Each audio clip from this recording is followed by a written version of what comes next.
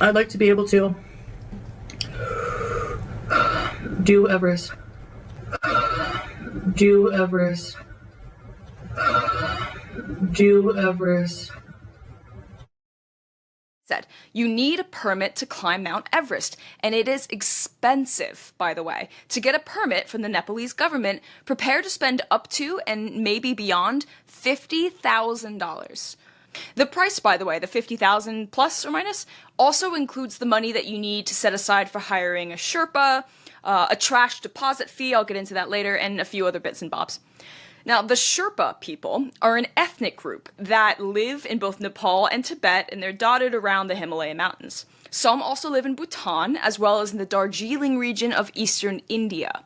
Now, because they live in the mountains, they are known for being excellent mountaineers, people that go up and down the mountain as a career.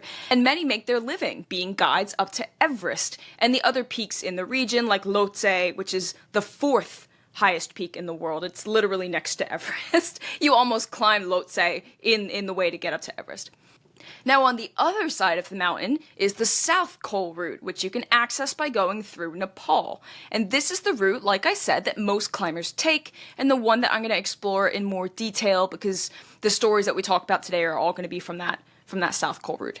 So you start the whole experience by flying into the Lukla airstrip, which is about 9,383 feet above sea level, which is 2,860 meters. From there, from the airstrip, it's a 4 to 6 day hike to get to the Nepalese base camp, which is 24 miles away.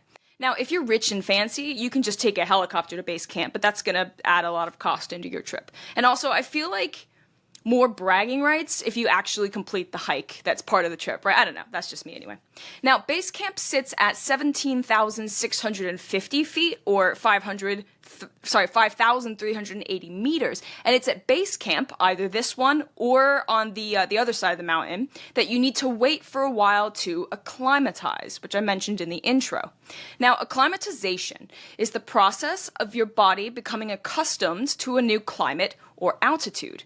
So basically, when your body goes to a new place, either a colder climate, or maybe a hotter climate, or a higher altitude when you fly, or a lower altitude when you scuba dive, whatever it may be, it needs to adapt. And the adaptation takes time. You can't just ascend from sea level to 17,000 feet at base camp, take a few deep breaths, and then carry on with your life. It's not that simple. You need to let your body adjust to the different environments. Now, it depends on your expedition plan, but people stay anywhere from 2 weeks to 40 days at base camp waiting for their bodies to acclimatize. The better acclimatized that you are, the more successful your climb will be. Now, that doesn't mean you'll turn into Superman and you won't have any difficulties breathing once you get all the way up, but it will certainly help prevent some more serious illnesses. From base camp, you ascend up to Camp 1, which sits at 19,500 feet or 5,439 meters. But to get to Camp 1, you need to cross the Khumbu Icefall, spelled Khumbu, for those of you interested, the Khumbu Icefall. Khumbu is a glacier that is constantly moving. It moves 3 to 4 feet every day down Mount Everest, which means, again, it is always moving down slope, so having to trek across that is incredibly dangerous. So, I watched a documentary about a group of 20 elite Sherpas, led by a certifiable badass, by the way, named Namgyal Sherpa, who were on a mission in May 2010 to clean up the trash on the mountain. When they crossed the Khumbu Icefall, they actually triggered a small avalanche, which is a common occurrence. Since you're dealing with a large, moving pack of ice, right, stirring it up and walking on it can trigger avalanches. Not always the huge, rolling ones you see in films, but avalanches nonetheless. I think it even killed a couple of people down in base camp. Now, once you cross the Khumbu Icefall, you get to Camp 1. Camp 2 is another 1,500 feet higher, 450 meters. And beyond Camp 2 is the face of the Lhotse Peak. You can kind of see it off in the distance to the right. It's the fourth highest peak in the world, right? And once you scale the route from 2 to 3, by the way, it's very, very vertical. You get to Camp 3 sitting at a whopping 23,500 feet above sea level. That's 7,162 meters. And the way up to Camp 3 is super, super dangerous. In fact, it's so steep and icy all of the time that climbers need to be hooked into ropes as they are climbing it, even when they sleep. You're not doing this trek in one day, by the way. Going from camp to camp takes several days. Sometimes they'll even leave at night so that you're doing some of the easier part of the climb at night so that they can get good use of the day the next day. Now, if you fall on your way up to Camp 3, there's nothing to stop you sliding down to your death. Right? It's really hard to dig into the cliff face, into the ice, even with the proper shoes, which, by the way, are good climbing boots with crampons on them. A crampon is a metal spiky frame that you attach to the bottom of your boots. It gives you better traction. You can dig it into the ice for places to step. Think like super spiky mega cleats, right, that you attach to the bottom of your shoe. But people will sometimes die from exhaustion on the climb up to Camp 3 because it's so hard, to get there. But once you survive that, you carry on up to Camp 4, which sits between Everest on one side and Lhotse on the other. Some climbers will do both peaks, but it's not advisable to do it on the same day unless you're a super mountaineer, honestly, because of the dangers of being up that high. Because when you're at Camp 4, it's game time. You're staring up at the last stretch of your hike until you reach the peak of Mount Everest. This is where the death zone begins. The death zone is part of any mountain above 26,000 feet, which is 8,000 meters. Your body cannot acclimatize in the death zone. Not going to happen. It is so high up, and there is so little oxygen up there that your cells start to die, and your judgment becomes seriously impaired. I repeat, your cells are dying off, one by one. The longer you're up there, the more cells that die. You are literally dying when you're in the death zone. Actively dying. I cannot be more clear about this. Our bodies are not meant to function up there in the death zone. But that's where the highest point in the world is that we can get to without airplanes. Now, for reference, and to help you understand how high up this is, most planes fly around 31,000 feet, right? The death zone is 26,000 feet. You are so high up in the sky that planes would not be that much higher above you. That's wild. Now, at sea level, where a lot of people live, the air contains approximately 21% oxygen. For those of you interested, the rest is mostly nitrogen, coming in at around 78%, and then the rest is made up of small amounts of carbon dioxide, neon, and hydrogen. But in the death zone, the oxygen levels fall to about 35 to 40% of what it is at sea level, meaning it's incredibly hard to breathe. There's just not a lot of oxygen up there. Oh, also, it's freezing up there, literally freezing. The temperature never gets above 0 degrees Fahrenheit, which is negative 17 Celsius. So that'd be frostbite for any exposed skin, as the blood circulation is pretty poor at that altitude as well. Now, Camp 4, which is the beginning of the South Pole itself, is in the death zone. Oh, and it takes about 10 to 12 hours to go from Camp 4 to the summit. And, again, the whole time, you're in the death zone. Like I said earlier, climbers will generally start super late at night, this last little chunk of the trip, so they arrive at the summit early in the morning. And don't forget that you also have to factor in the time of the descent afterwards, which admittedly takes less time to do, but it's still something that needs to be considered. The death zone is where most people climbing Mount Everest die. There's a deadly combination up there of low oxygen levels causing exhaustion and a whole host of other medical problems that I'll go over in a little bit, don't you worry. And, of course, bad weather. Sometimes in a climbing season, there are only 3 days where the weather is behaving enough, frankly, for climbers to be able to reach the summit. 3 days, that's it, that's all you get. Most of the time, it's far too cold and windy, the wind will literally blow you off the face of the mountain, and you'll tumble into an abyss and never be found.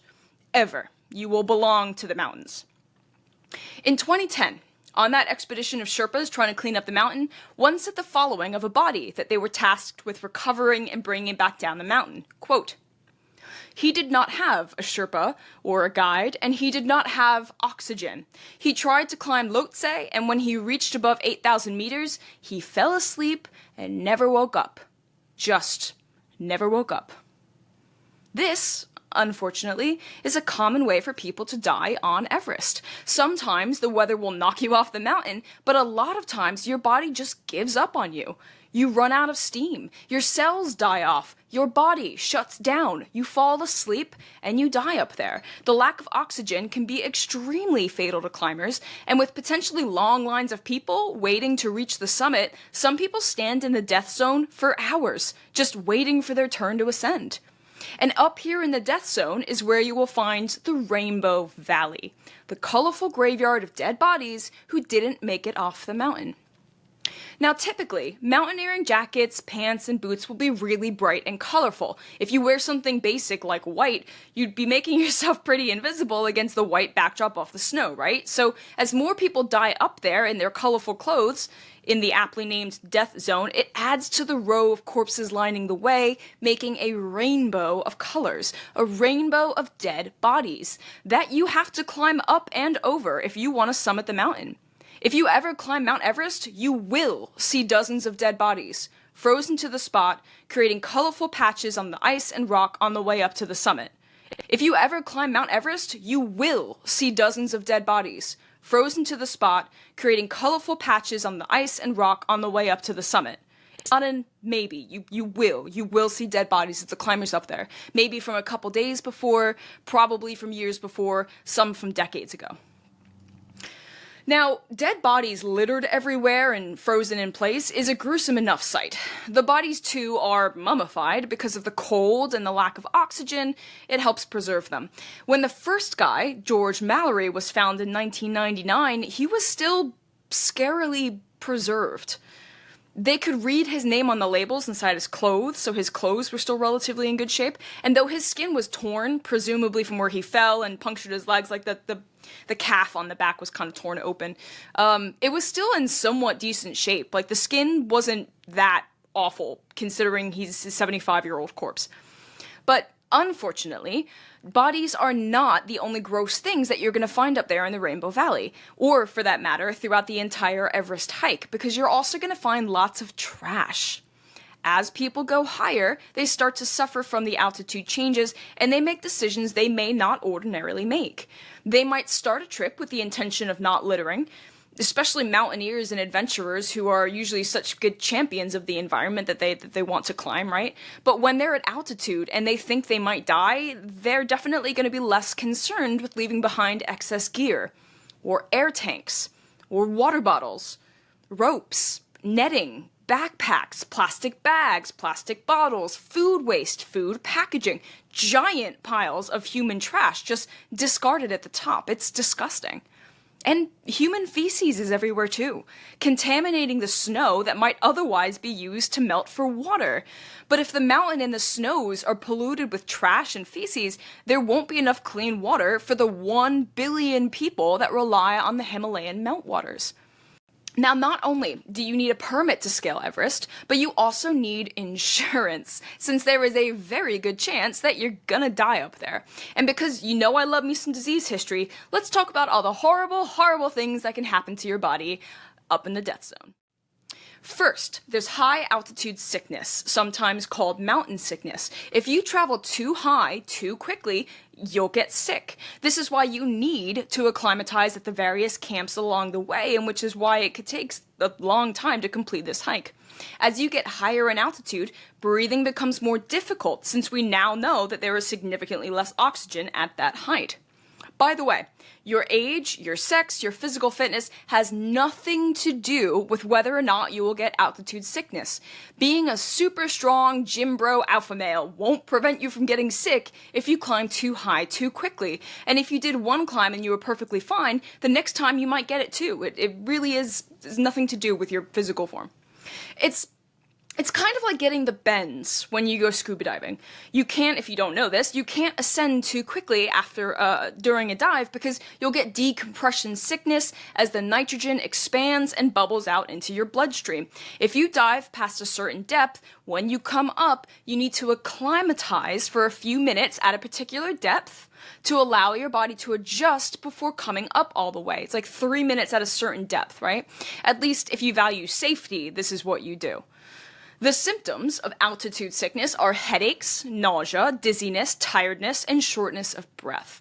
The best way to prevent altitude sickness is to acclimatize properly and not climb too high too quickly or too high in a single day. There are some meds you can take, like acetazolamide, though the name brand is a bit more recognizable, Diamox. Most cases will also improve if you just descend a little bit and let your body catch up. Breathing in extra oxygen will help, but it won't cure you if you're at height and suffering. It just makes it a little bit more bearable to get lower and rest up.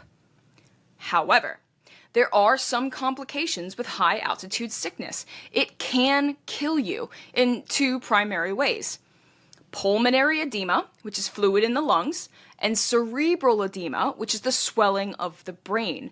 If your brain swells, you can get seizures, you can get changes to your mental state, or even permanent damage to your nervous system.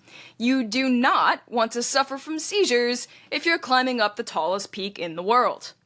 You can also potentially go into a coma, and let me tell you, you're just gonna die on the spot. If you're in the death zone, suffering from altitude sickness, and you just pass out up there, you're either gonna roll off the cliff, or you're just gonna lay there and die from hypothermia. Now, another danger is hypoxia, which is when your body is in a state when it's not getting enough oxygen to maintain what we call homeostasis. Homeostasis is when your body is at equilibrium, so able to function normally and do all the things it needs to do. When you're not getting enough oxygen, simply put, your body cannot function normally. Hypoxia, not getting enough oxygen, can cause your body to shut down. You get snow blindness on top of the mountain. The sun is stronger the higher up you are, and there's nothing up there but sun and snow, so you can lose your vision either temporarily or permanently, which you definitely don't want to happen when you're on top of a mountain. But again, as long as you've got the proper eyewear, you should be fine. So far, as of late June 2023, there have been 17 deaths. But it's a serious gamble whether or not you'll even make it off Everest alive.